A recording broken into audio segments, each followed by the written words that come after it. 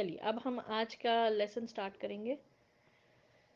نحمده ونصلي على رسوله الكريم أما بعد فأعوذ بالله من الشيطان الرجيم بسم الله الرحمن الرحيم رب اشرح لي صدري ويسر لي أمري واحلل عقدة من لساني يفقهوا قولي ربي زدني علما اللهم فقهني في ديني اللهم إني أسألك علما نافعا ورزقا طيبا وعملا متقبلا اللهم صل على محمد وعلى آل محمد كما صليت على إبراهيم وعلى آل إبراهيم إنك حميد مجيد اللهم بارك على محمد وعلى آل محمد كما باركت على إبراهيم وعلى آل إبراهيم إنك حميد مجيد.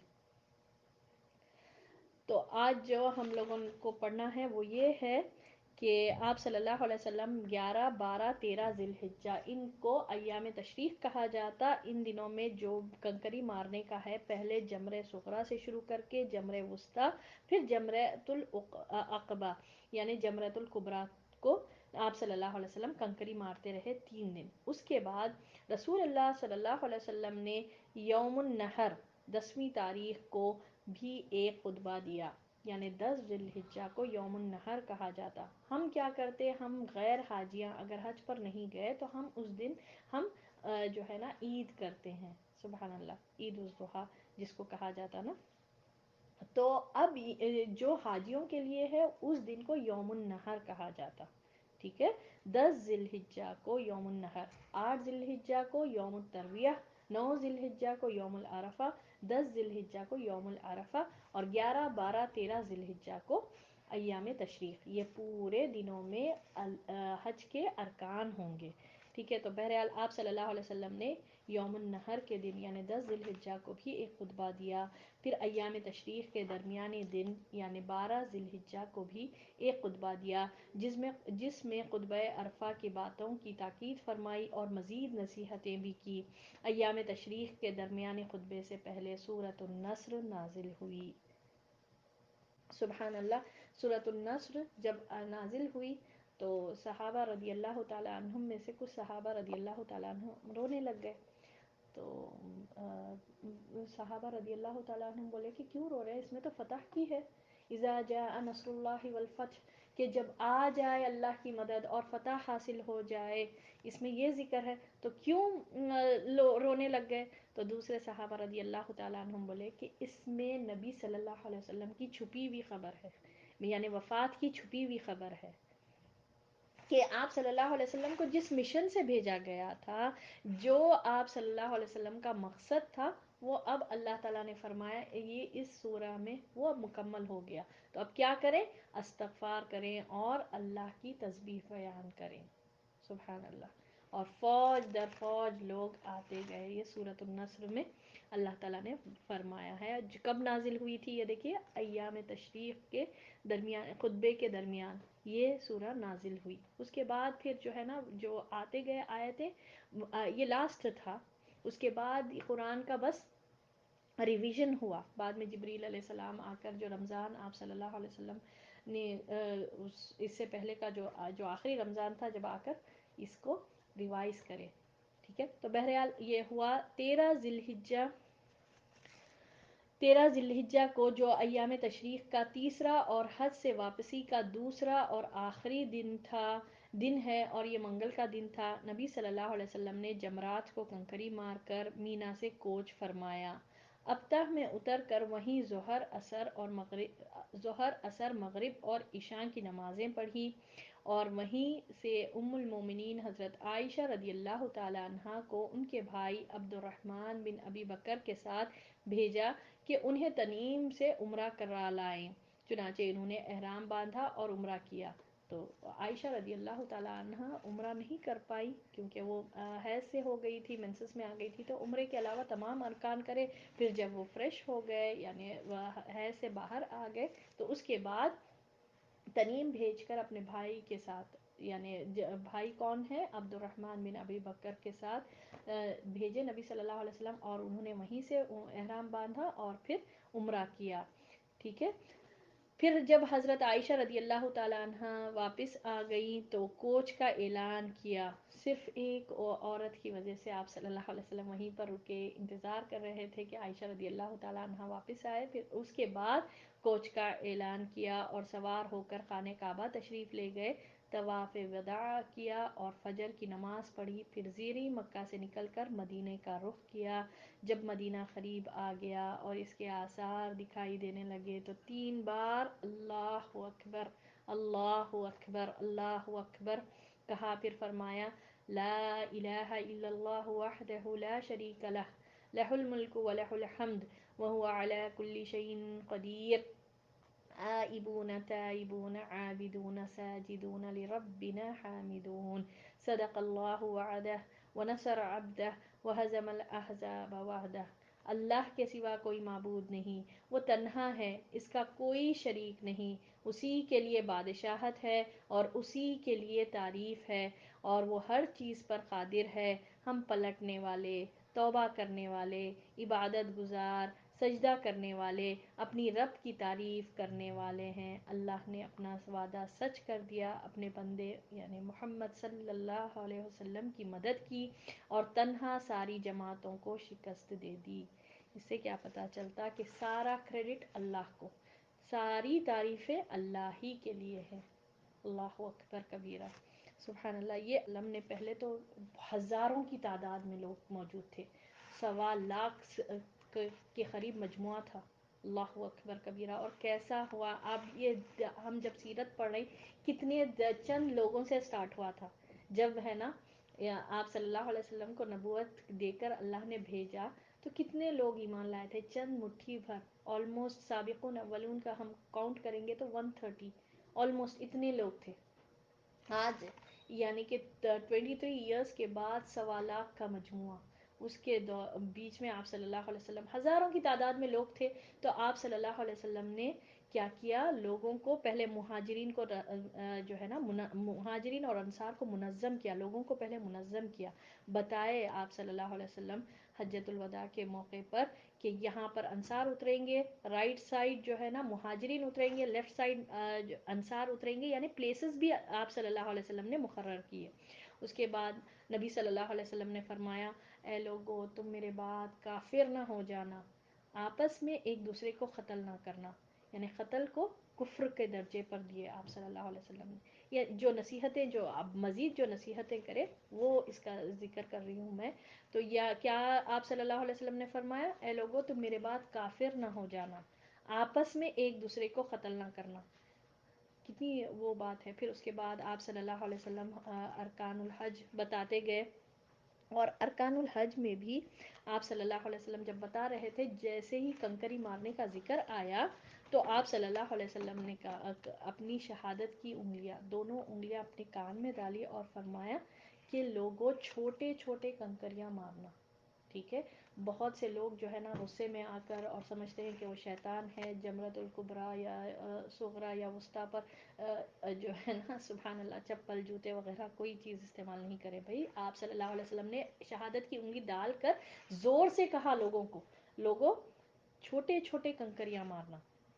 پھر اسی دوران آپ صلی اللہ علیہ وسلم سے بہت سے لوگ آ کر آپ صلی اللہ علیہ وسلم نے جب کہا کہ لوگوں مجھ سے اعمال حج سیکھ لو، غالباً میں تمہارے بیچ میں اگلے سال نہیں رہوں گا. تو لوگ آ کر آپ صلی اللہ علیہ وسلم سے سوال کرنے لگے. ایک شخص آیا اور آ کر سوال کرنے لگا کہ اے اللہ کے رسول صلی اللہ علیہ وسلم، میں نے ذبح کرنے سے پہلے میں نے جو ہے نا سر منڈوا لیا. تو نبی صلی اللہ علیہ وسلم نے کہا کوئی حرج نہیں، اب کر لو. پھر ایک شخص آیا اور اس نے کہا کہ نہیں، میں جو ہے نا رمی سے پہلے یعنی کنکری مارنے سے پہلے میں نے ذبح کر دیا. تو بہرحال یہ جو ارکان ہے وہ آگے پیچھے کر لیا. اس سے کیا پتہ چلتا کہ آگے پیچھے لوگوں نے کر لیا. تو نبی صلی اللہ علیہ وسلم نے فرمایا کوئی حرج نہیں، اب کر لو، یعنی کام پورا کر لو. اس سے کیا پتہ چلتا کہ دین آسان ہے، دین میں فلیکسیبلٹی ہے. ایسا نہیں ہے کہ وہ اس کو سیکوینس میں ہی کرنا ہے، ایسا بالکل بھی نہیں ہے. اگر کوئی ہو جائے کسی سے جو ہے نہیں کر پایا، کوئی بھول جائے تو کوئی بات نہیں، کوئی حرج نہیں. آپ صلی اللہ علیہ وسلم نے فرمایا کوئی بات نہیں، کوئی حرج نہیں، اب کر لو. بات کیا ہے، مقصد کیا ہے کہ کام کا ہونا. اس سے ایک اہم چیز یہ پتہ چلتی کہ دین میں آسانی ہے۔ پھر اسی نصیحتوں میں آپ صلی اللہ علیہ وسلم نے لوگوں کو مسیح الدجال کے فتنے کے بارے میں بتایا، اور آپ صلی اللہ علیہ وسلم نے فرمایا کوئی نبی ایسا نہیں گزرا جو اپنی امت کو مسیح الدجال کے فتنے سے نہ بتایا ہو۔ اور یہ ہم کو معلوم ہونا، لوگ ہے نا بہت لائٹ لیتے یہ دجال کے فتنے کو، اور حالانکہ ہم اپنی نمازوں میں پڑھتے ہیں اللہم انی اعوذ بک من فتنۃ المسیح الدجال، ہم پڑھتے ہیں تو آپ صلی اللہ علیہ وسلم نے فرمایا اس کی آئیڈینٹی دیتے ہوئے یہ ایک فزیکل فارم میں ایک موجود ہے، ایک شخصیت ہے اس کی، اور آپ صلی اللہ علیہ وسلم نے فرمایا تمہارے لیے یہ جاننا کافی ہوگا کہ وہ کانا ہوگا، مسیح الدجال کانا ہوگا، یعنی ایک آنکھ ہوگی دوسری آنکھ پروٹروڈڈ رہے گی اس کی۔ تو آپ صلی اللہ علیہ وسلم نے فرمایا کانا ہوگا اور تمہارا رب کانا نہیں ہے، کیونکہ یہ خدائی کا دعویٰ کرے گا، رب ہونے کا دعویٰ کرے گا یہ مسیح الدجال، تو اس کے فتنے سے بچنا چاہیے، اس کے بارے میں بتایا۔ اور آپ صلی اللہ علیہ وسلم نے آگے یہ بھی فرمایا جو ہے نا اگر کوئی تم میں حبشی غلام ہو اور وہ قرآن کا ماہر ہو، قرآن زیادہ جانتا ہو اور وہ حاکم بنائے تو اس کی بات سن لو، یعنی غلام بھی ہو تو اس کی بات سن لو۔ اسی طرح عمر رضی اللہ تعالیٰ عنہ کے دور میں مکہ میں آپ وہاں کے امیر تھے مدینہ میں، جب وہ مکہ آئے تو لوگوں سے پوچھے کہ تمہارا امیر کون ہے یہاں پر، تمہارا یعنی حاکم کون ہے، تو لوگوں نے کہا کہ ایک حبشی غلام ہے۔ تو عمر رضی اللہ تعالیٰ عنہ نے فرمایا کیا ہے ایک حبشی غلام کی تم باتیں سن رہے ہو، یعنی اس کو حاکم بنا دیے، یہ کیوں کیا؟ تو لوگوں نے کہا اے امیر المومنین وہ زیادہ ہم میں سب سے زیادہ قرآن جاننے والا ہے اور قرآن کا علم رکھنے والا ہے۔ تو عمر رضی اللہ تعالیٰ عنہ نے فرمایا ہاں یہ بات صحیح ہے، درست ہے، کیونکہ میں نے نبی صلی اللہ علیہ وسلم کو فرماتے ہوئے سنا کہ اللہ تعالیٰ اس قرآن کے ذریعے بہتوں کو عزت دیتا ہے، عروج دیتا ہے، اور بہتوں کو جو ہے نا زوال عطا فرماتا ہے۔ اور جب کوئی حبشی غلام جو ہے نا جو قرآن پر ماہر ہو یا قرآن کا علم جانتا ہو تو اس کی بات مانا کرو، یہ عمر رضی اللہ تعالیٰ عنہ نے ان کے دور خلافت میں جب ہوا تو فرمایا۔ اور ایک جو ہے نا ہوا اس میں کہ آپ صلی اللہ علیہ وسلم کے حج کے دوران، حجۃ الوداع کے دوران دو شخص مسجد خیف میں یعنی کہ مینا کی مسجد میں آپ صلی اللہ علیہ وسلم جماعت سے نماز پڑھا رہے تھے، تو دو شخص پیچھے ہی بیٹھے ہوئے تھے، نماز نہیں ادا کرے۔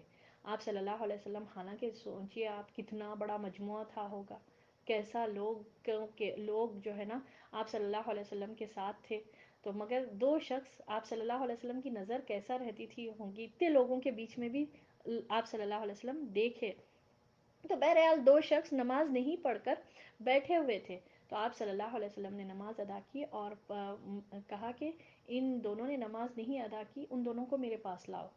تو وہ دو شخص آئے، بہت ڈرے ہوئے تھے آپ صلی اللہ علیہ وسلم کے سامنے آنے پر کہ کیا ہوگا، تو بہرحال وہ لوگ کو لایا گیا، تو وہ لوگوں سے آپ صلی اللہ علیہ وسلم نے پوچھا تم نے نماز کیوں نہیں پڑھی؟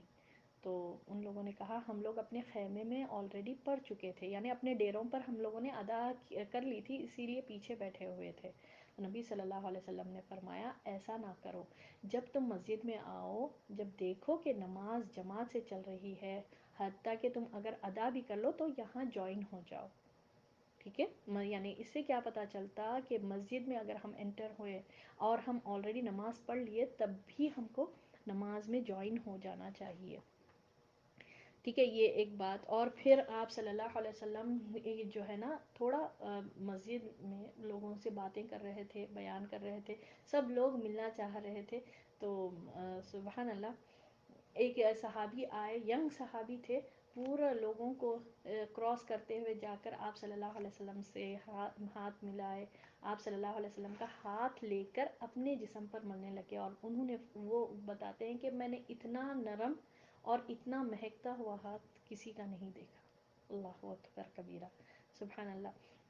پھر اسی دوران نصیحتوں میں آپ صلی اللہ علیہ وسلم نے فرمایا اللہ تعالیٰ اس شخص کے چہرے کو تر و تازہ رکھے جو بات سنے اور آگے پہنچائے، یعنی یہاں پر اس سے یہ بات پتہ چلتی کہ اگر ہم کو فریش رہنا ہے، ہمارے اسکن کو ہم کتنی کوششیں کرتے فیشیلز وغیرہ کر کے، پتہ نہیں کیا کیا چیزیں کر کر، مگر نبی صلی اللہ علیہ وسلم نے فرمایا اس شخص کے چہرے کو اللہ تعالیٰ تر و تازہ رکھے، فریش رہنے کا نسخہ یہاں پر ہے کہ بات جو ہے نا اچھی، نبی صلی اللہ علیہ وسلم کی بات سنے، کوئی حدیث سنے اور دوسروں تک پہنچائے، ہاں اس کی تصدیق کر کر، یہ نہیں کہ جو بھی میسیجز آپ کے پاس آئے وہ فارورڈ کرتے جا رہے ہیں، یہ نہیں کرنا چاہیے، تصدیق بھی کر لینا چاہیے کہ صحیح حدیث ہے. اسی وجہ سے آج اتنے آپ دیکھیے یہ واٹس ایپ میں جو میسیجز آتے ہیں، آدھا ہم پڑھتے بھی نہیں، ہاں ٹھیک ہے اس میں سبحان اللہ لکھا ہوا رہتا، کوئی حدیث مینشن رہتی، ہم دیکھتے بھی نہیں، چیک بھی نہیں کرتے اس میں کہ ضعیف ہے موضوع ہے، کون سی حدیث ہے. یہ نہیں کرنا چاہیے، پہلے ہم دیکھیں کہ واقعی میں یہ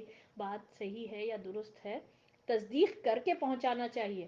تو یہ ایک حدیث یاد رکھے، نبی صلی اللہ علیہ وسلم نے فرمایا لوگوں کا جھوٹا ہونے کے لیے کافی ہے کہ وہ بغیر تصدیق کے بات کو جو ہے نا دوسروں تک پہنچا دے. تصدیق کرنا چاہیے، یعنی کلیریفائی کر لینا چاہیے کہ ویدر یہ بات صحیح ہے، آپ صلی اللہ علیہ وسلم کی کہی ہوئی ہے اور صحیح کہ مکاتب الفکر سے ہے، یعنی کہ صحیح احادیث سے ثابت ہے. 6 جو ہے نا کتاب ہے جس میں صحیح بخاری مسلم وغیرہ ہے، ترمذی وغیرہ، ان سب سے میں صحیح احادیث موجود ہے، وہی ہم فالو کر لیں گے. ٹھیک ہے، تو بہرحال یہ ہے. اس کے بعد نبی صلی اللہ علیہ وسلم نے فرمایا، آپ صلی اللہ علیہ وسلم مجموعے میں بیٹھے ہوئے تھے، نبی صلی اللہ علیہ وسلم نے فرمایا کیا میں تمہیں مومن کے متعلق نہ بتاؤں؟ تو آپ صلی اللہ علیہ وسلم نے فرمایا مومن وہ ہے جس سے لوگوں کا جان اور مال امن میں ہو. مسلمان وہ ہوتا ہے جس کی زبان اور ہاتھ سے دوسرا مسلمان محفوظ ہو. مجاہد وہ ہوتا ہے جو اللہ کی اطاعت کے معاملے میں اپنے نفس سے جہاد کرے. ٹھیک ہے، اس کو مجاہد کہتے ہیں. اور مہاجر وہ ہوتا ہے جو لذتوں کو اور گناہوں کو چھوڑ دے. سبحان اللہ. اب ہم میں سے ہم کس کو، اب یہ کون سی کیٹیگری میں ہم اپنے آپ کو رکھنا چاہیں؟ کیونکہ آپ صلی اللہ علیہ وسلم نے فرمایا مومن وہ ہے جو جس سے لوگوں کا جان اور مال امن میں ہو. دوبارہ میں آپ لوگوں کے سامنے بتا رہی ہوں، کتنی پیاری نصیحت ہے. آپ صلی اللہ علیہ وسلم یہ حجۃ الوداع کے دوران یہ لوگوں کو نصیحت کر رہے ہیں. کیا میں نہیں بتاؤں کہ مومن کون ہوتا ہے؟ تو ہم کو بننا ہے مومن. تو مومن وہ ہوتا ہے جس سے لوگوں کی جان اور مال اس سے محفوظ ہو، امن میں ہو. مسلمان وہ ہوتا ہے جس سے زبان اور ہاتھ سے دوسرے محفوظ رہے. مجاہد وہ ہوتا ہے جو اللہ کی اطاعت کے معاملے میں اپنے نفس سے جہاد کرے. اللہ اکبر. تو یہ مجاہد ہے، جہاد کرنا، نفس سے اسٹرگل کرنا، کانسٹنٹ اسٹرگل. ہمارا نفس ہم کو برائی پر ابھارتا، ہمارا نفس امارہ ہے، نفس لوامہ ہے. ڈیفینیٹلی ہم جو ہے نا نفس امارہ کس کو کہا جاتا؟ جو برائی کی طرف لے کر جاتا، غلط کاموں کی طرف لے کر جاتا. نفس کی برائیاں بھی ہے، خواہش نفس بھی ہے. تو اس سے کانسٹنٹ اسٹرگل کرنا، اس کو وہاں سے ہٹا کے اللہ کی اطاعت میں لگانا، یہ مجاہد ہے. اور مہاجر وہ ہوتا ہے، ہجرت کرنے والا. مہاجر میں اگر ہم کو بننا ہے تو جو لذتوں کو چھوڑ دے، جو خواہشوں کو چھوڑ دے، جو اپنی جو ہے نا نفس کی خواہشوں کو چھوڑ دے اور گناہوں کو چھوڑ دے، وہ مہاجر ہے. اللہ اکبر. اللہ ہم کو ان تمام باتوں پر عمل کرنے والا بنا دے، اور اللہ کرے کہ ہمارا شمار مسلمان، مومن، مجاہد اور مہاجر میں ہو. بہرحال آپ صلی اللہ علیہ وسلم نے اور باتیں بتاتے ہوئے یہ بھی فرمایا کہ دین ہمیشہ غالب رہے گا. یہ دین اللہ نے جو مکمل کر دیا یہ ہمیشہ غالب رہے گا. وقتیہ طور پر، ٹیمپرری طور پر مغلوب ضرور ہوگا، مگر یہ آیا ہی غالب ہونے کے لیے. اللہ نے قرآن میں بارہا فرمایا ہے کہ یہ دین کو اللہ نے رسول کو بھیجا ہی اس دین کے ساتھ، تاکہ اللہ تعالیٰ یہ تمام ادیان، تمام ریلیجنز پر یہ دین غالب رہے، یہ دین اسلام. اور اس کے اصل کو کوئی نقصان نہیں پہنچا سکتا. اور اس کا اصل کیا ہے؟ اس دین کا اصل کیا ہے؟ قرآن. کیونکہ اس کی حفاظت کا ذمہ اللہ نے خود لیا ہے. اللہ تعالیٰ قرآن میں فرمایا ہے کہ ہم نے نازل کیا اور ہم اس کی حفاظت کرنے والے ہیں. اور آج بھی آفٹر 1400+ ایئرز اس کے زیر زبر میں بھی کوئی تبدیلی نہیں ہے، کوئی تحریف نہیں ہے. جبکہ اللہ کی نازل کردہ کتاب قرآن کے علاوہ جو تورات ہے، انجیل ہے، زبور ہے، سب میں تحریف ہو گئی. مگر سبحان اللہ، اللہ نے اس کو محفوظ کیا اور تا قیامت تک کوئی اس کو کچھ نقصان نہیں پہنچا سکتے. اللہ اکبر.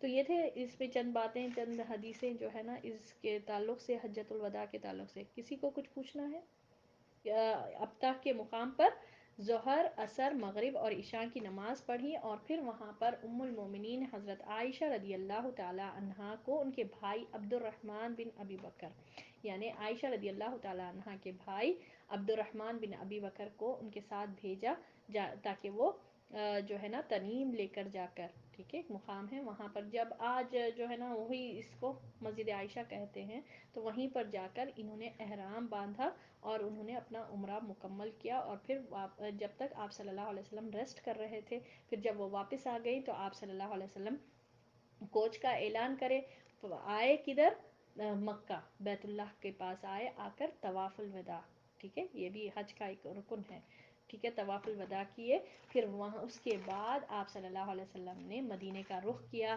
جب مدینے کے آثار نظر آئے، ٹھیک ہے، چلیے بتائیے مدینے کے آثار میں کیا نظر آتا پہلے؟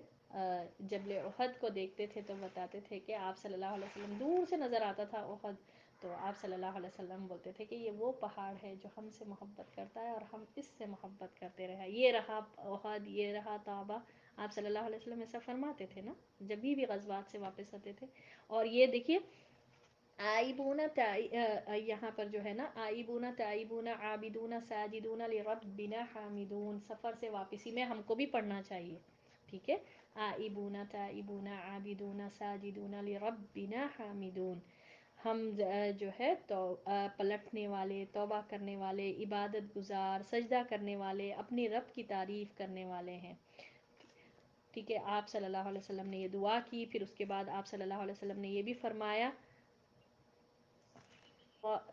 صدق اللہ وعدہ ونصر عبدہ وہزم الاحزاب وحدہ، اللہ نے اپنا وعدہ سچ کر دکھایا، اپنے بندے محمد صلی اللہ علیہ وسلم کی مدد کی اور تنہا ساری جماعتوں کو شکست دے دی، یعنی سارا کا سارا کریڈٹ جتنا کچھ حاصل ہوا وہ اللہ کی طرف آپ صلی اللہ علیہ وسلم نے منسوب کیا کہ تمام تعریفیں اللہ ہی کے لیے، کریڈٹ جو ہے نا اللہ ہی کو دیا۔ اب اس کے بعد کیا ہوا، سریہ اسامہ بن زید ربیع الاول سن 11 ہجری میں ہوا، رسول اللہ صلی اللہ علیہ وسلم نے واپس آ کر مدینہ میں قیام فرمایا اور 23 سال 23 ایئرز پہلے آپ صلی اللہ علیہ وسلم نے جو دعوت شروع کی تھی اس کی کامیابی اور اللہ کے دین میں فوج در فوج لوگوں کے داخلے کا جو منظر آپ صلی اللہ علیہ وسلم کے رب نے آپ کو دکھایا، اس پر اس کی حمد و تسبیح کرتے رہے، سبحان اللہ، اذا جاء نصر اللہ والفتح ورأیت الناس يدخلون فی دین اللہ افواجا فسبح بحمد ربک واستغفر، تو نبی صلی اللہ علیہ وسلم جب دیکھے کہ لوگ فوج در فوج اس دین میں داخل ہو رہے ہیں تو اللہ کی حمد و تسبیح کرتے رہے، اس دوران بعض وفود کا بھی استقبال کیا، یعنی اور بھی وفود آئے ان کا بھی استقبال کیا، اور حضرت اسامہ بن زید رضی اللہ تعالی عنہما کو 700 فوجوں کے ساتھ تیار کیا اور حکم دیا کہ علاقہ بلقا اور داروم کی فلسطینی سرزمین سواروں کے ذریعے روند آؤ، یہ لشکر روانہ ہو کر مدینہ سے 3 میل دور مقام جرف میں خیمہ زن ہوا، لیکن رسول اللہ صلی اللہ علیہ وسلم کی بیماری کے متعلق تشویشناک خبروں کے سبب وہیں رک کر نتیجے کا انتظار کرنے لگا، اور اللہ کا فیصلہ یہ ظاہر ہوا کہ رسول اللہ صلی اللہ علیہ وسلم نے وفات پائی، اور یہ لشکر حضرت ابو بکر صدیق رضی اللہ تعالیٰ عنہ کے عہد خلافت یعنی ان کے دور خلافت کی پہلی فوج مہم قرار پائی۔ تو بہرحال اس کا خلاصہ یہ ہے، آپ صلی اللہ علیہ وسلم مدینہ میں جب واپس آئے، وہاں پر قیام فرما رہے تھے، تو آپ صلی اللہ علیہ وسلم نے جو یہ 23 سال پہلے یہ جو دعوت تبلیغ کا کام شروع کیا تھا، اس میں کتنے آپ صلی اللہ علیہ وسلم نے تکلیفیں برداشت کی، وہ سب آپ صلی اللہ علیہ وسلم دیکھے، پھر اس کی کامیابی اور اللہ کے دین میں لوگوں کا فوج در فوج جو داخلہ ہو رہا تھا، وہ منظر جو اللہ نے آپ کو دکھایا تھا، اس پر اللہ کی حمد و ثنا کی۔ پھر اس دوران کچھ وفود بھی آئے، ڈیلیگیٹس بھی آئے، ان کو بھی آپ صلی اللہ علیہ وسلم استقبال کرتے رہے، اور اسامہ بن زید بن حارثہ کے بیٹے، ان کے لیڈرشپ میں 700 کا لشکر تیار کرے تھے، ٹھیک ہے، 700 لوگوں کا لشکر آپ صلی اللہ علیہ وسلم نے تیار کیا اور یہ بتایا کہ فلسطین کی سرزمین کی طرف بھیجا. لیکن یہ لشکر روانہ ہو کر 3 مائلز دور پر ہی تھا، مدینہ سے 3 میل کی دور پر ہی تھا. یہ جرف نامی مقام پر تھا کہ وہاں پر نبی صلی اللہ علیہ وسلم کی بیماری کی یہ تشویشناک خبریں، یعنی کہ اب آپ صلی اللہ علیہ وسلم بیمار پڑ گئے ہیں، بہت زیادہ بیمار ہو گئے ہیں، یہ خبریں ان کو پہنچنے لگی. تو وہ لوگ وہیں پر رک کر ٹھہر کر انتظار کرنے لگے کہ کیا ہوگا. اور فائنلی اللہ کا حکم یہ تھا کہ یہ جو ہے ابو بکر رضی اللہ تعالیٰ عنہ کے دور خلافت میں ہی یہ آگے بڑھا. یعنی یہ جو اسامہ بن زید رضی اللہ تعالیٰ عنہما کے لیڈرشپ میں یہ جو سریہ بھیجے تھے آپ صلی اللہ علیہ وسلم، ابو بکر رضی اللہ تعالیٰ عنہ کے دور خلافت میں پھر آگے گیا. رفیق الاعلیٰ کی جانب الوداع آثار. جب رسول اللہ صلی اللہ علیہ وسلم، دیکھیے سبحان اللہ، ہم یہ اب ہمارا 3rd ٹائم ہے اور کبھی بھی یہ پڑھنا یہ ٹاپک، اب یہاں پر ایکسپلینیشن تو نہیں ہوگا کیونکہ الفاظ وہ نہیں ہوتی، زبان لڑکھڑاتی. آف کورس آپ یہ سوچیں ہم تو پڑھ کر سبحان اللہ محمد صلی اللہ علیہ وسلم سے اتنی وہ ہوتی کہ کیسی زندگی آپ صلی اللہ علیہ وسلم نے گزاری اور امت کے لیے کتنا درد رکھتے تھے، کتنی خیر خواہی کا جذبہ رکھے، اور ہم اس سے کتنی دور ہے، کتنی غفلت میں ہے. ہم کو جو نعمت ہمارے پاس اللہ نے ہم کو جو عطا فرمائی یہ دین کی نعمت، اس سے کتنے غافل ہیں ہم، اس کو نعمت ہی نہیں سمجھتے فرسٹ آف آل. اور اس دین کے لیے جد و جہد میں آپ صلی اللہ علیہ وسلم نے کتنی محنت کی. تو بہرحال یہ ٹاپک میں جہاں پر بھی ایکسپلینیشن کی ضرورت ہوگی. رفیق الاعلیٰ کی جانب الوداع آثار. جب رسول اللہ صلی اللہ علیہ وسلم نے رسالت کی تبلیغ فرما لی اور امت کی خیر خواہی کا کام مکمل کر لیا تو آپ صلی اللہ علیہ وسلم کے اقوال اور افعال میں دونوں میں رحلت کے آثار نمایاں ہونا شروع ہو گئے. اقوال میں یعنی آپ صلی اللہ علیہ وسلم نے حجۃ الوداع میں لوگوں کو کہا کہ غالباً میں تم سے اب نیکسٹ ایئر نہیں مل پاؤں گا کیونکہ مشن مکمل ہو گیا تھا. جس مقصد سے آپ صلی اللہ علیہ وسلم کو دنیا میں بھیجا گیا تھا وہ مقصد مکمل ہو چکا تھا. افعال بھی یہ تھے کہ آپ صلی اللہ علیہ وسلم رمضان میں ہمیشہ 10 دن کا اعتکاف کرتے تھے، تو اس آخری رمضان میں 20 دن کا اعتکاف کرے اور علیہ السلام کے ساتھ. تو بہرحال اقوال سے بھی اور افعال سے بھی دنیا سے رحلت یعنی دنیا سے جانے کے جو آثار تھے وہ نمایاں ہونا شروع ہو گئے. آپ صلی اللہ علیہ وسلم نے 10ویں سال رمضان میں 20 دن اعتکاف فرمایا اور حضرت جبریل علیہ السلام نے آپ صلی اللہ علیہ وسلم کو 2 مرتبہ قرآن کا دورہ کرایا. یعنی یہ دیکھیے آپ باتوں سے بھی معاملات سے بھی آپ صلی اللہ علیہ وسلم کے ظاہر ہو رہا تھا. 2 مرتبہ قرآن کا دورہ کیا اور جو ہے 20 دن کا اعتکاف کیا. آپ صلی اللہ علیہ وسلم نے اپنی صاحبزادی فاطمہ رضی اللہ تعالی عنہا سے فرمایا میں سمجھتا ہوں کہ میرا وقت قریب آ چکا ہے. حضرت معاذ رضی اللہ تعالیٰ عنہ کو یمن رخصت کیا تو انہیں وصیت کرنے کے بعد فرمایا اے معاذ غالباً میرے اس سال کے بعد تم مجھ سے ملاقات نہ کر سکو گے اور میری اس مسجد اور میری خبر کے پاس سے گزرو گے. یہ سن کر حضرت معاذ رضی اللہ تعالیٰ عنہ رسول اللہ صلی اللہ علیہ وسلم کی جدائی میں رونے لگے. آپ صلی اللہ علیہ وسلم نے حجۃ الوداع میں کئی بار کہا غالباً میں تم لوگوں سے اپنے اس سال کے بعد نہ مل سکوں گا، غالباً میں اپنے اس سال کے بعد حج نہ کر سکوں گا. تو سبحان اللہ یہ ہوا. آپ صلی اللہ علیہ وسلم نے معاذ رضی اللہ تعالیٰ معاذ بن جبل رضی اللہ تعالیٰ عنہ کو یمن بھیج رہے تھے اور نصیحتیں کر رہے تھے. تو آپ صلی اللہ علیہ وسلم نے فرمایا کہ تم جب آؤ گے یعنی یمن سے جب واپس آؤ گے تو میں نہیں ہوگا اور تم میرے مسجد کے پاس سے گزرو گے. تو وہ جدائی میں رونے لگے.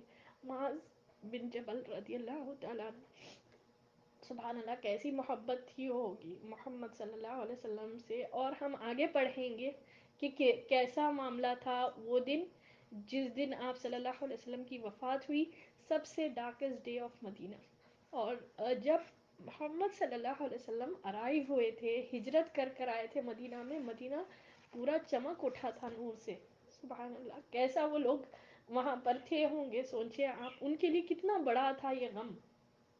صحابہ رضی اللہ تعالیٰ عنہم جو جان دینے پر تھے جب سورۃ النصر نازل ہوئی صحابہ رضی اللہ تعالیٰ عنہ سمجھ کر رونے لگ گئے. ہم تو محمد صلی اللہ علیہ وسلم کے لیے صلی اللہ علیہ وسلم پڑھنا ہی بھاری ہوتا ہمارے لیے. کتنا ہم درود بھیجتے, کتنا ہم اس دین کی لیے ہم فکر مند رہتے, کتنا ہم سنتوں کو فالو کرتے. ہم دیکھیں اللہ تعالیٰ ہم کو توفیق عطا فرمائے. بہرحال آپ صلی اللہ علیہ وسلم کی باتوں سے بھی, معاملات سے بھی یہ ظاہر ہونے لگا. اسی طرح الیوم اکملت لکم دینکم اذا جاء نصر اللہ کا نزول اس آیت کا پیغام تھا کہ اب دنیا میں اپنی مہم یعنی آپ صلی اللہ علیہ وسلم کا مشن سے فارغ ہو چکے ہیں, اور اسی وجہ سے اس حج کا نام حجۃ الوداع رکھا گیا, کیونکہ آپ نے اپنے رب سبحانہ وتعالیٰ کی طرف منتقل ہونے کے لیے لوگوں کو الوداع کہا. اوائل سفر 11 ہجری میں آپ صلی اللہ علیہ وسلم احد تشریف لے گئے اور شہداء کے لیے اس طرح دعا کی گویا زندوں اور مردوں سے رخصت ہو رہے ہیں. پھر واپس آ کر منبر پر فروکش ہوئے اور فرمایا, میں تمہارے پیشرو ہوں اور تم پر گواہ ہوں. میں واللہ اس وقت اپنا حوض دیکھ رہا ہوں. مجھے زمین یا زمین کے خزانوں کی کنجیاں دی گئی ہیں. واللہ مجھے تم پر یہ خوف نہیں ہے کہ تم میرے بعد شرک کرو گے, بلکہ اس کا اندیشہ ہے کہ دنیا میں ایک دوسرے سے آگے نکلنے کی دوڑ میں لگ جاؤ گے. یعنی کہ دنیا کی محبت میں ایک دوسرے سے, نبی صلی اللہ علیہ وسلم احد کے پاس گئے, وہاں پر جا کر جو ہے نا 70 شہید ہوئے تھے ان کے لیے بھی دعا کرے, اور اتنا دعا کرے ایز اف آپ صلی اللہ علیہ وسلم رخصت ہی لے رہے ہیں زندوں سے بھی اور مردوں سے بھی.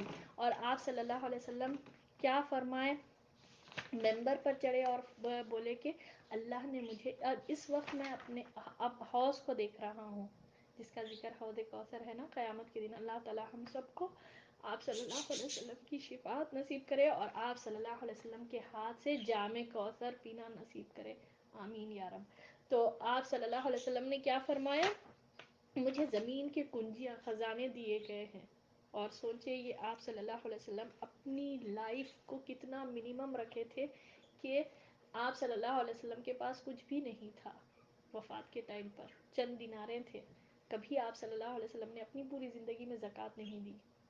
زکوٰۃ کا حکم آ گیا تھا مگر سرے سے غائب تھا, اتنا مال جمع ہی نہیں کرے تھے آپ صلی اللہ علیہ وسلم. تو اللہ نے زمین کے خزانوں کی کنجیاں دی گئی. سوچے نا ہم کتنا ہم یہ خزانوں کو جمع کرتے, پورے زمین کے خزانوں کی کنجیاں آپ صلی اللہ علیہ وسلم کو دی گئی. اور آپ صلی اللہ علیہ وسلم نے کیا فرمایا, مجھے تم پر یہ خوف نہیں کہ تم میرے بعد شرک کرو گے, بلکہ اس کا اندیشہ ہے کہ دنیا میں ایک دوسرے سے آگے نکلنے کی دوڑ میں لگ جاؤ گے. یہ کمپٹیشن, دنیا کی محبت, دنیا پانے کے لیے یہ معاملہ جو آج ہم دیکھتے ہیں بہت زیادہ سوسائٹی میں یہی ہو رہا, یہی بات کا اندیشہ دکھائے. شرک تو نہیں کر رہے, الحمدللہ اللہ کی عبادت کر رہے, نماز پڑھ رہے, مگر یہ چیز جو ہے نا آگے بڑھنے کی جو چاہ ہے یہ اس بات کا اندیشہ ظاہر کرے تھے, اور پھر ہم وہی کریں. ہم سوچیں یہ کتنا ہم کو ڈرنا چاہیے. اس کل نفس ذائقۃ الموت, ہر ایک کو مرنا ہے, مگر جب باہر جانے والا ہم کو یہ بیل دے کر جا رہا, دیکھو میں جا رہا ہوں, اب نیکسٹ ہماری باری ہے, وہ کب ہے وہ اللہ کے حکم سے.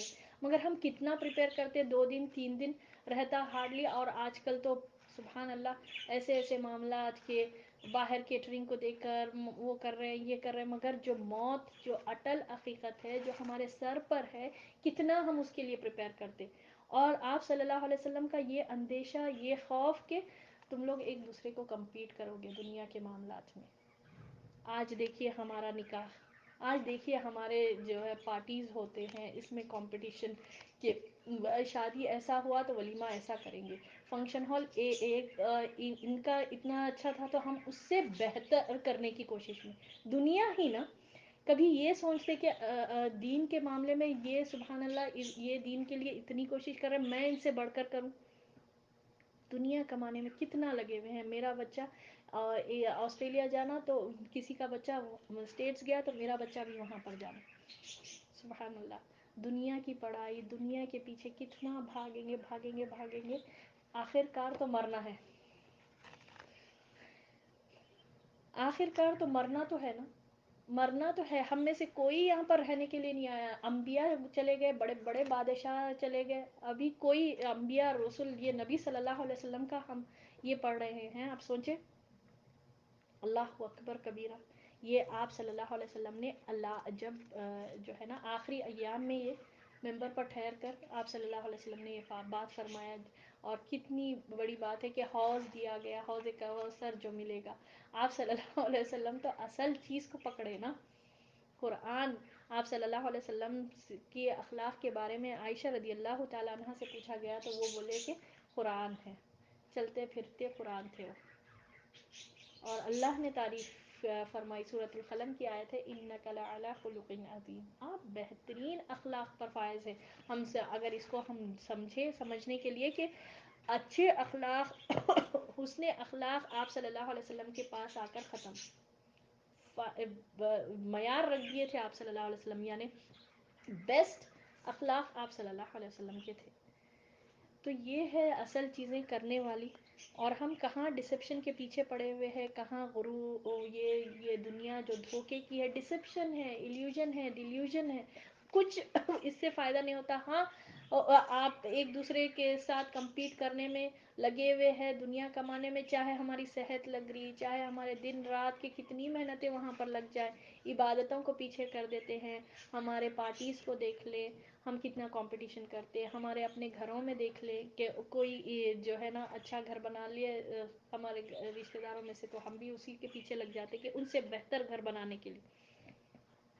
تو سبحان اللہ، یہ چیز کا ہم کو ہونا چاہیے کہ جس کا آپ صلی اللہ علیہ وسلم نے یہ ذکر کیا. پھر ماہ سفر میں کے آخر میں، مہینہ سفر کے آخر میں آپ صلی اللہ علیہ وسلم رات کے وقت بقیع غرقد تشریف لے گئے اور اہل بقیع کے لیے دعائے مغفرت کی اور فرمایا ہم بھی تم سے آن ملنے والے ہیں. یعنی آپ صلی اللہ علیہ وسلم نے یہ وہاں پر گئے اور جا کر یہ فرمائے بقیع کے طرف، اور آپ صلی اللہ علیہ وسلم نے کہا ہم بھی تم سے آن ملنے والے ہیں. مرد کا آغاز ماہ سفر کے آخری دوشنبہ یعنی منڈے کو رسول اللہ صلی اللہ علیہ وسلم ایک جنازے میں بقیع تشریف لے گئے. حضرت عائشہ رضی اللہ تعالیٰ عنہ فرماتی ہیں کہ آپ صلی اللہ علیہ وسلم بقیع سے واپس آئے. ٹھیک ہے، سفر کے آخری دن تھا، آخری دوشنبہ یعنی منڈے، لاسٹ منڈے کو سفر کے آپ صلی اللہ علیہ وسلم بقیع تشریف لے کر گئے ایک جنازے میں، اور آپ صلی اللہ علیہ وسلم بقیع سے واپس تشریف لائے تو میں نے اپنے سر میں درد محسوس کر رہی تھی اور یہ کہہ رہی تھی کہ ہائے میرا سر. یعنی عائشہ رضی اللہ تعالیٰ عنہ کو بہت سیویئر ہیڈ ایک تھا، تو وہ یہ کمپلین کر رہی تھی کہ ہائے میرا سر. آپ صلی اللہ علیہ وسلم نے فرمایا بلکہ میں واللہ اے عائشہ ہائے میرا سر. یعنی جو ہے نا آپ صلی اللہ علیہ وسلم کو کافی زیادہ سر میں درد ہو رہا تھا. یہ آپ صلی اللہ علیہ وسلم کی بیماری کی ابتدا تھی. آپ صلی اللہ علیہ وسلم اس کے باوجود باری باری سب عورتوں کے پاس دن گزارتے رہے، یہاں تک کہ مرد سخت ہو گیا. اس وقت آپ صلی اللہ علیہ وسلم حضرت میمونہ رضی اللہ تعالیٰ عنہا کے گھر میں تھے اور پوچھ رہے تھے کہ میں کل کہاں رہوں گا، میں کل کہاں رہوں گا. مقصد حضرت عائشہ رضی اللہ تعالیٰ عنہا کی باری تھی. ازواج مطہرات نے اجازت دے دی کہ آپ جہاں چاہے رہیں. چنانچہ حضرت فضل بن عباس اور علی بن ابی طالب رضی اللہ تعالیٰ عنہ کے درمیان ٹیک لگا کر دونوں پاؤں زمین پر گھسیٹتے ہوئے نکلے. کمزوری کی وجہ سے آپ صلی اللہ علیہ وسلم چل نہیں پا رہے تھے، تو فضل بن عباس، ٹھیک ہے، عباس رضی اللہ تعالیٰ عنہ کے بیٹے فضل اور علی رضی اللہ تعالیٰ عنہ کے سپورٹ کے ساتھ آپ صلی اللہ علیہ وسلم اپنے پاؤں زمین پر گھسیٹتے ہوئے نکلے اور حضرت عائشہ رضی اللہ تعالیٰ عنہا کے گھر منتقل ہو گئے. آپ صلی اللہ علیہ وسلم کی چہیتی بیوی حضرت عائشہ رضی اللہ تعالیٰ عنہا کے پاس رہنا چاہ رہے تھے، تو آپ صلی اللہ علیہ وسلم بیماری کے باوجود سب کو اور اپنی ازواج مطہرات کو برابر ٹائم دیتے تھے. کبھی بیوی کا وہ نہیں کرے. اتنے بیویاں، سبحان اللہ، 11 بیویوں میں سے دو وفات ہو گئی تھی، حضرت ختیجہ رضی اللہ تعالیٰ عنہ اور زینب بنت خزیمہ. ٹھیک ہے، دونوں گئے تو بچے 9، تو سب کو برابر ٹائم دے رہے تھے. مگر جب مرض سخت ہو گیا یعنی بیماری بہت زیادہ بڑھ گئی، تو آپ صلی اللہ علیہ وسلم چاہ رہے تھے کہ عائشہ رضی اللہ تعالیٰ عنہ کے پاس رہیں تو میمونہ رضی اللہ تعالیٰ عنہ کے گھر پر تھے. نبی صلی اللہ علیہ وسلم یہ بولے کہ میں کل کہاں رہوں گا، کل کہاں رہوں گا. تو ازواج مطہرات سمجھ کر عائشہ رضی اللہ تعالیٰ عنہ کے گھر میں منتقل کر دیے. کون کس کے سپورٹ پر؟ فضل بن عباس اور علی بن ابی طالب رضی اللہ تعالیٰ عنہ کے سپورٹ پر. ہمارا سبق ہم آج یہیں تک رکھتے ہیں اور اللہ سے دعا کرتے ہیں کہ نبی صلی اللہ علیہ وسلم جو دین لے کر آئے، جو دین کے لیے محنت کرے، جتنا اپنی جان اپنا مال ہر کچھ لگائے، اللہ سے ہم دعا کرتے ہیں ہم اس دین کی قدر کرنے والے بنیں، اس دین کا علم حاصل کرنے والے. دیکھیں سبحان اللہ، ہم اتنے لوگ ہیں، 49 پارٹیسپینٹس ہیں انکلوڈنگ می. تو ہم تک یہ الحمدللہ اللہ تعالیٰ نے توفیق دیا کہ دین کو پڑھیں، ہم سمجھیں، ہم قرآن سمجھ میں آ رہا، سیرت سمجھ میں آ رہا. اب اس کے بعد ہم کو کچھ اور اچھا لگے، کچھ اور چیزوں میں ہمارا دل لگے تو ہم سوچیں کہ ہم یہ سمجھیں کہ ہم جو ہے نا ابھی قرآن کی قدر نہیں کریں. اللہ اکبر، ابھی ہم یہ قرآن یہ سنت کی ہم جانے ہی نہیں، اس کی قدر و قیمت نہیں جانے. اس کے سامنے ہر ملینئر پھیکا، اس کے سامنے ہر جو ہے نا عہدہ رکھنے والا، بڑا سے بڑا پوزیشن رکھنے والا پھیکا، کمزور. اگر اس کے پاس یہ قرآن کی دولت نہیں ہے، اگر اس کے پاس یہ قرآن سے اس کی لا علمی ہے، لا تعلقی ہے، چاہے وہ کتنا بڑے پوزیشن پر فائز ہو، کتنا بڑا پیسہ کمانے والا ہو، فرعون تک بھی پہنچ جائے. فرعون کیا کیسی بادشاہت تھی، قارون تک بھی پہنچ جائے، مگر وہ ناکام ہے، ناکامیاب ہے، سب سے بڑا لوزر ہے. اور وہی جو ہے نا ایک جھوپڑی میں رہنے والا شخص، ایک رکشہ چلانے والا شخص، اس کا معاملہ اپنے رب کے ساتھ بہت مضبوط ہے، ایمان کا پکا ہے، نمازوں کے پابند ہے، سچا مسلمان ہے، تو وہ اللہ کے نزدیک بہت زیادہ عزت والا ہے. اللہ ہم کو صحیح معنوں میں اس قرآن کی، اس دین کی عزت کرنے والا بنائے. اللہ تعالی ہم اس کتاب سے پڑھ کر جو بھی ہمارے دل کو اثر ہوا، اللہ کرے کہ اس کے ذریعے سے ہماری زندگیاں تبدیل ہو جائے اور ہمارے معاملات سدھر جائے، ہم درست ہو جائے، اور اللہ کرے کہ ہمارا خاتمہ بالخیر ہو. اللہ کرے کہ ہم مسلمان حالت میں فوت ہو، اور اللہ کرے کہ اس دین کے غلبے میں اللہ تعالیٰ جو بھی ہم سے حصہ لے، جو بھی ہم کام کر سکے اس دین کے راستے میں، اللہ کرے کہ ہم بولے، اور اللہ کرے کہ ہمارا شمار مسلمان، مومن، مجاہد، مہاجر میں ہو، جس کے ڈیفینیشنز آج ہم لوگوں نے سیکھے. اللہ کرے کہ اللہ ہم سب سے راضی ہو جائے، اور اللہ تعالیٰ ہم سب کو اپنا دیدار نصیب کرے. یہ ہمارا اصل ایم ہونا چاہیے. اللہ تعالیٰ ہم سب کو اپنا دیدار عطا فرمائے. اللہم آمین یا رب. وآخر الدعوانا الحمد للہ رب العالمین. سبحان ربک رب العزت عما یصفون وسلام علی المرسلین والحمد للہ رب العالمین. سبحانک اللہم وبحمدک نشہد ان لا الہ الا انت نستغفرک ونتوب الیک. السلام علیکم ورحمۃ اللہ وبرکاتہ.